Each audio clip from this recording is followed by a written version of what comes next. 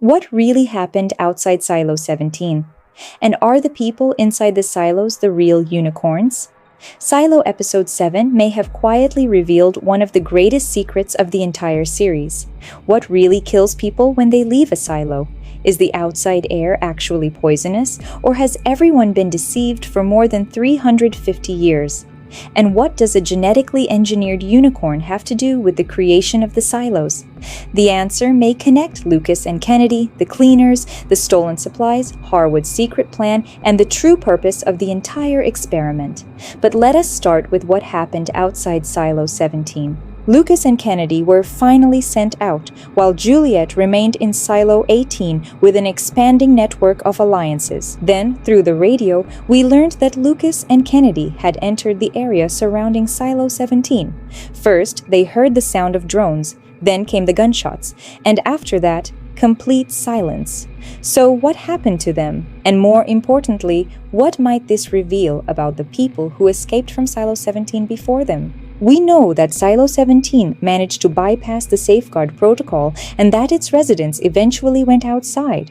But what if they did not die because the air was poisonous? What if they were shot? The gunfire heard by Lucas and Kennedy may be our greatest clue yet that the world outside is not as empty or as uninhabitable as the people inside the silos have always been told. If the air itself were instantly lethal, why would anyone need drones, weapons, or guards outside? Nature would do the killing for them. The gunshots suggest that someone or something is actively preventing people from escaping. And this brings us back to the cleaners. What if the cleaners are not killed by the outside air at all? What if they are poisoned inside the airlock just before they leave? They are given just enough time to walk toward the camera, clean its lens, and then collapse. Every death becomes part of a carefully controlled performance designed for the people watching from inside. But that raises another question. Why does the silo even need an outside camera? If everyone already believes the world is barren and the air is poisonous, why continuously show them the same dead landscape? Perhaps the camera is not there to reveal the truth, but it is there to reinforce the lie. It acts as psychological assurance. Every time the residents look at the screen, they see the same barren world. And every time a cleaner dies, the message becomes even stronger. The silo is safe. The outside world means death. Do not question the system. But even after generations of fear and control, the desire to leave has never completely disappeared. Danny speaks about Doris, Kennedy's wife. He says that she would have been happy simply to go outside and feel free, even if that freedom lasted for only a minute. And perhaps this is the real idea behind the silo experiment. People may know that the world outside is supposedly barren. They may believe that the air will kill them. But human nature still strives for freedom. People still want to feel the wind touch the earth. They still want to stand beneath the open sky, even if that sky belongs to a dead world. So if the silo is an experiment, is it measuring humanity's attachment to nature? Is it testing how long people can remain separated from the earth before the need to return becomes stronger than their fear of death? Even the name silo connects them to the soil, to the earth from which humanity originated, which leads to the idea I've presented in my previous analysis about the silo being a Garden of Eden. While Juliette tries to uncover the truth, Camille may already know that escaping the silo is not enough. In her conversation with the AI, Camille is assured that the safeguard protocol can be bypassed, but bypassing it does not mean permanently undoing it. That distinction is terrifying.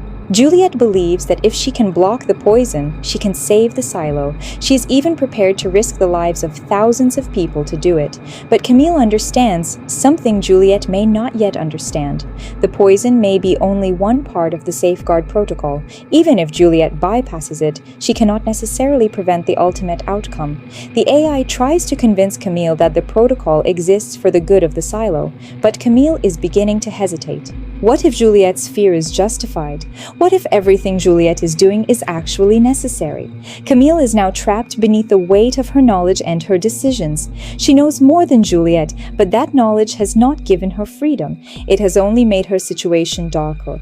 Her mental state is deteriorating. She can barely control herself. She was about to kill Juliette, but at the last moment she pulled herself together and began searching for another solution.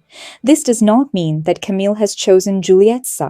It means that Camille herself no longer knows which side is right, and this is where Robert becomes extremely important. Robert goes against Camille and helps Juliette, but could he become more than Juliette's ally?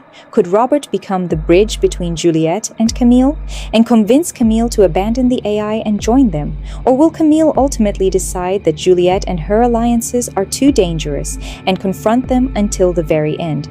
The problem is that Camille may know too much to believe in Juliette's plan. She knows they are trapped either way, and that the AI is always several steps ahead of them. There is an even darker possibility. The reset protocol is already underway. The AI may not need to kill Juliette and her allies immediately. It may simply erase the population's memories. People could forget what Juliette did for them. They could forget why they supported her. They could even forget that they ever questioned the pact. Then, under Camille's orders, the residents could be turned against Juliette and her entire team. Juliette and her allies might be accused of treason for violating the pact. They could be sent outside, condemned to the mines, or executed by some other means. And by the time fragments of their memories begin to return, the situation may already be irreversible. But Juliette and Camille are not the only people who may be preparing to seize control of Silo 18. We also need to pay close attention to Harwood. In episode 6, we saw Glenda appear in 2 different places almost at the same time. Then Harwood mentioned a magician or illusionist who performed shows for children and could make objects disappear. But this man was sent to the mines because of his idea. Why? Was he simply too intelligent? Was he ahead of his time? And what kind of danger could a children's magician possibly pose to the silo? His punishment could not have been predicted by the pact because the pact cannot contain a rule for every unusual idea. This suggests that the decision may have come directly from the AI rather than from human authorities. Perhaps the AI recognized that his abilities could threaten the system. But what if his ability to make things disappear is exactly what the miners need? We recently learned that supplies crucial to the survival of Silo 18 have been stolen. Without them, the silo may have only 2 years left. But who stole them? And how did such a large quantity of vital equipment simply disappear? What if the magician is responsible? What if he used his skills to help Harwood and the miners secretly remove the supplies? Harwood has every reason to rebel against the people in power. He explains that the judiciary and the upper levels treat ordinary mistakes with unbearable cruelty. People with families are sent to the mines, even though everyone knows that the mines are effectively a death sentence. Then there is Glenda. Harwood had high hopes for her. He believed she could rise to a higher position and build a better life. But in his eyes, Orla took that future away from her. When we add these clues together, Harwood's possible plan becomes much clearer. He has the motive. He may have the people. And now he may control the supplies that the entire silo needs to survive. What if Harwood is responsible for the theft and intends to use those supplies to blackmail the entire silo? He may be preparing to overthrow Camille, Robert Sims, Juliette, the judiciary, and everyone currently in power, but Harwood may be entering a war he does not fully understand. What happens when he discovers the existence of the AI? Will he try to destroy it? Will he attempt to bargain with it? Or will the AI manipulate Harwood and his miners just as it has manipulated everyone else?